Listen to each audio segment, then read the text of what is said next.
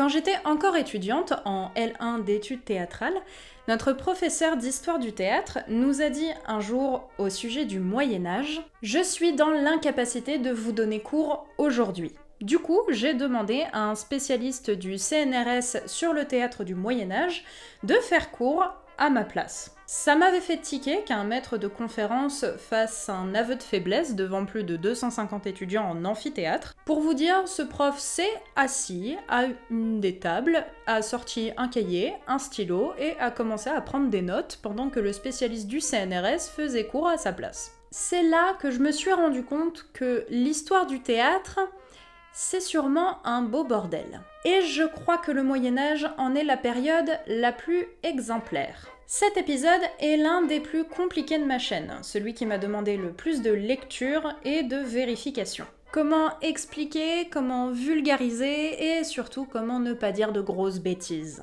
Dans cet épisode, on ne va pas parler de la farce, de la comédie ou encore de la sottise. Je prépare d'ailleurs un épisode dessus pour après. On va se concentrer sur les spectacles en lien avec la religion, les spectacles dits liturgiques. Bienvenue dans cet épisode de Théâtre Mundi un peu lourd. Installez-vous confortablement avec une bonne boisson chaude de votre choix, un plaid, et on est parti.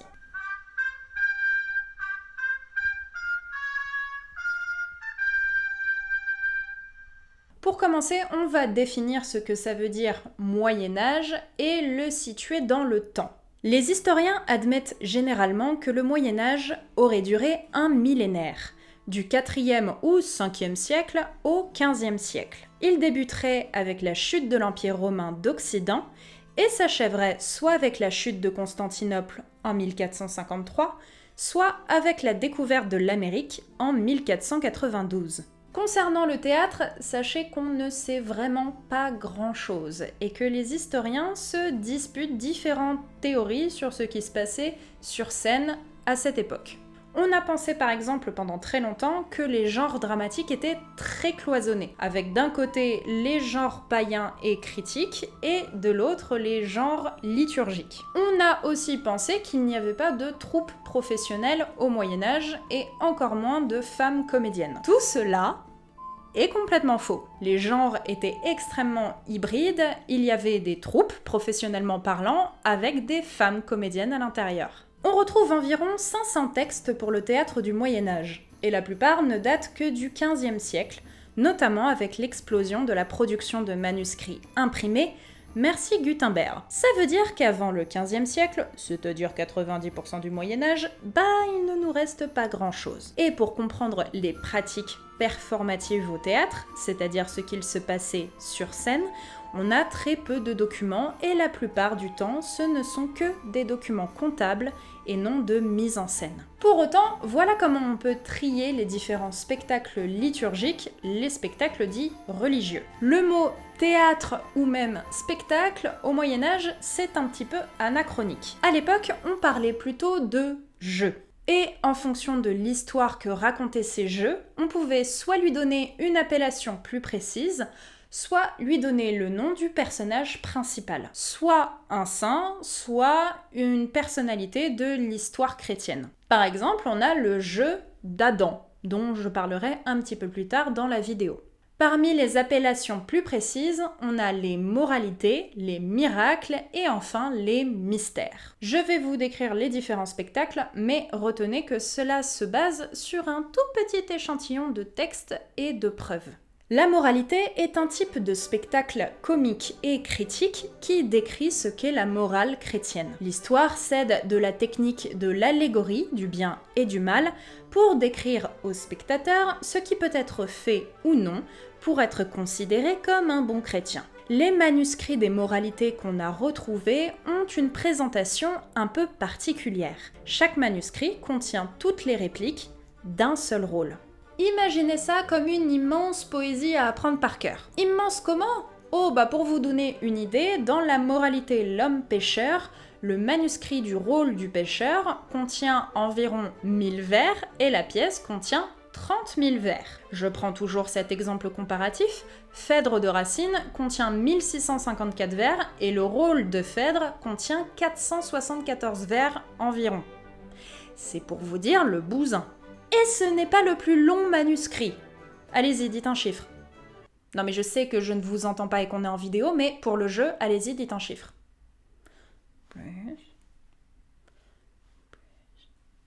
60 000. J'ai vraiment du mal à imaginer une poésie de 60 000 vers à apprendre par cœur. Ça, c'est pour les moralités. Passons à d'autres types de jeux. De façon générale, le jeu consiste à adapter pour une représentation scénique un genre poétique, comme par exemple la chanson de geste, la pastorelle ou encore la vie d'un saint.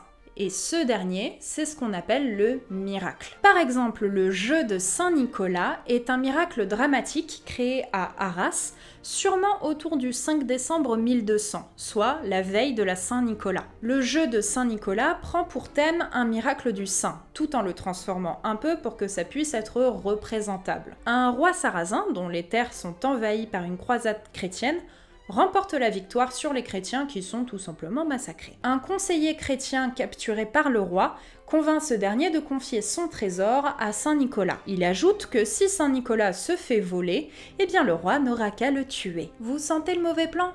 Bah ça a pas loupé. Saint Nicolas se fait voler. Mais il réussit à convaincre les 3 brigands de rendre le trésor et ainsi sauve la vie du pauvre conseiller capturé. Et en plus, il convainc le roi sarrasin de se convertir au christianisme. C'est la seconde plus ancienne pièce totalement en français que nous possédons actuellement. Seconde après la pièce qui va me permettre de vous introduire ce que sont les mystères, le jeu d'Adam.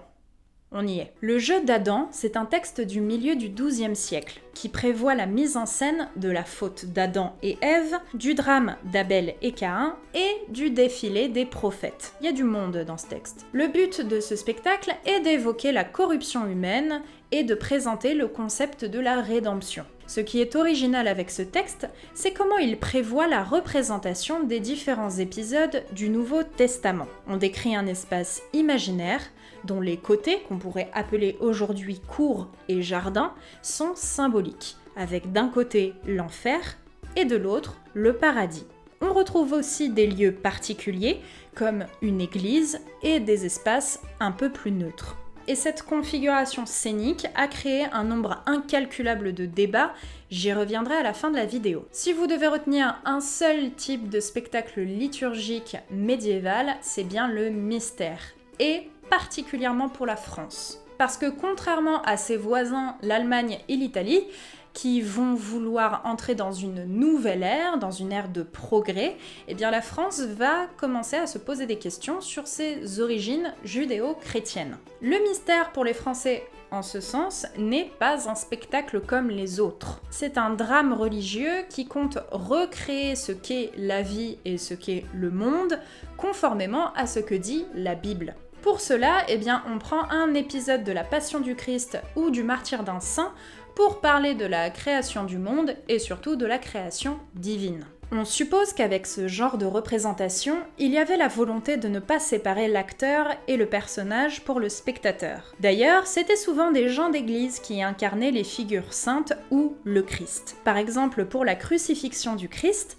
les spectateurs pouvaient ou devaient vraiment croire qu'il y avait le Christ sur scène. D'ailleurs, j'ai une anecdote drôle là-dessus. En 1437, lors de la représentation de la Passion à Metz, eh bien, le prêtre qui jouait le Christ a failli mourir et le prêtre qui jouait Judas a dû être réanimé parce qu'on l'avait laissé trop longtemps pendu à une corde. C'est beau, la solidarité entre troupes. Quand on parle de théâtre au Moyen-Âge, le principal problème qui revient, c'est l'organisation de la scène, notamment pour les mystères. Ça fait 2 siècles qu'on n'est toujours pas d'accord sur comment on représentait les choses. Les frères parfaits, au XVIIIe siècle, pensaient qu'on construisait une scène sur 3 niveaux, avec en bas l'enfer, puis la terre et enfin le paradis. Ensuite, on a pensé pendant très longtemps, et certains historiens l'affirment encore aujourd'hui, que c'était un plateau gigantesque de 60 mètres. D'autres affirment encore aujourd'hui que c'était un théâtre en rond. Tout cela se base sur des croquis, des gravures et des lithographies qui ne sont même pas d'accord entre elles et dont on a supposé qu'elles représentaient des mystères, alors qu'en fait, peut-être pas. Bref, aujourd'hui, on ne peut rien affirmer sur l'organisation scénique des mystères. Et aujourd'hui, après toutes ces recherches, je comprends que mon prof n'a pas voulu nous donner cours. Parce que affirmer une théorie plutôt qu'une autre, comme la scène était longue de 60 mètres ou le théâtre était en rond, ça change totalement notre vision du théâtre médiéval ou même de la société au Moyen-Âge en général. Si j'affirme que la scène faisait 60 mètres de long, eh bien j'affirme aussi que toute la société médiévale construisait ensemble le théâtre. Ça donne une vision d'une société très portée sur le collectif, où la représentation sert à montrer une vision très binaire de la morale, avec d'un côté le mal et de l'autre le bien. Si j'affirme au contraire que la scène était ronde, j'affirme qu'il y avait moins de personnes qui travaillaient sur la construction du théâtre et que la représentation montrait une micro-société où les valeurs pouvaient parfois être contradictoires et non binaires. Ça n'a rien à voir, c'est même complètement antithétique. On ne saura peut-être jamais ce qu'il s'est passé à cette époque. On continuera peut-être de croire que notre théorie est la bonne alors qu'on se plantait depuis le début, ou on continuera de croire une théorie et personne ne nous croira. Et là, on restera comme Michel Judas, laissé sur le bas-côté. Merci d'avoir suivi cet épisode, j'espère que vous avez appris des trucs. Je voulais un petit peu retourner aux sources de la chaîne Drama cette fois-ci, après avoir parlé de danse puis de marionnettes. N'hésitez pas à commenter s'il y a des périodes de l'histoire comme ça que je n'ai pas encore traitées et que vous aimeriez voir sur la chaîne. Suivez-moi sur Instagram, partagez la vidéo, le pouce en l'air, vous connaissez la chanson. Abonnez-vous, c'est gratuit. D'ailleurs, on va bientôt atteindre les 300. Ce serait cool d'atteindre un chiffre rond pour début 2021. Je vous dis à dans 2 semaines et je vous fais des bisous. Ciao!